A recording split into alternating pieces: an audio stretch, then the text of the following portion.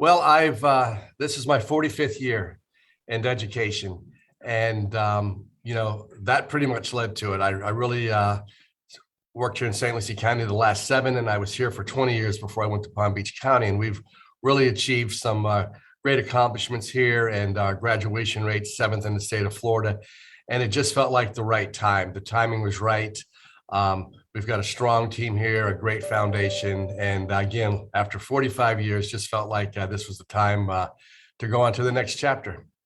I guess it was maybe your 43rd year when you got thrown the curveball with the coronavirus pandemic. I remember interviewing you towards the beginning of that saying one of the most challenging starts of a school year. Kind of explain for us, how challenging it has been over the past 2 years almost with the pandemic and education.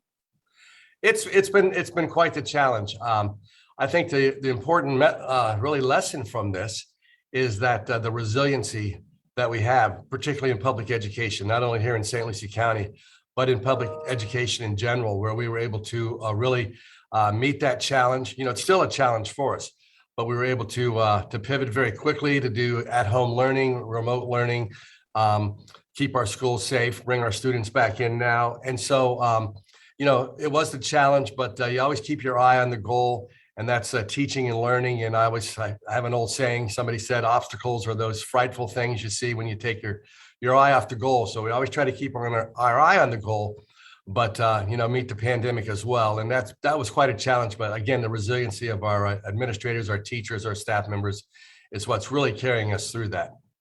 What is the focus, I guess, in the next couple of months as you wind down or, come to the end of the school year and then the end of your career in education? Well, nothing will change. We'll get ready for a transition.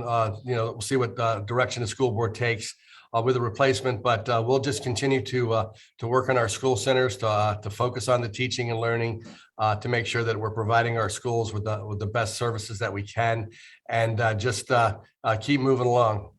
Do you have any timeline as to when possibly an interim superintendent would be named? Will there be a nationwide search?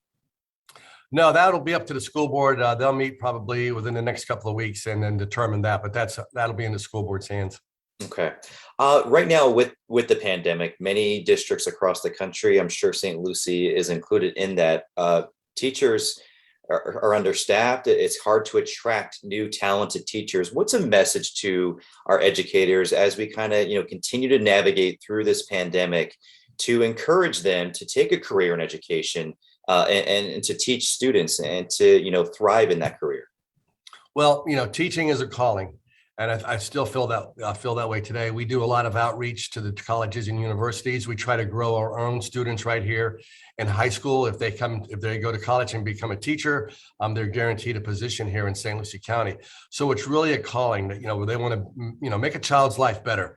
Somebody once said, "A teacher affects eternity. You never know where their influence stops."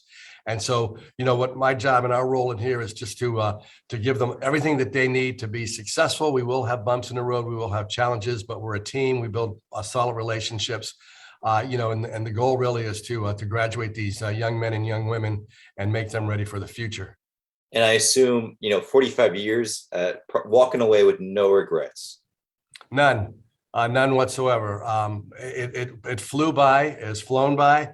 And I've made a lot of great friends, a lot of great colleagues. I'm very proud of the students. I've got former students now that are politicians, lawyers, city council members.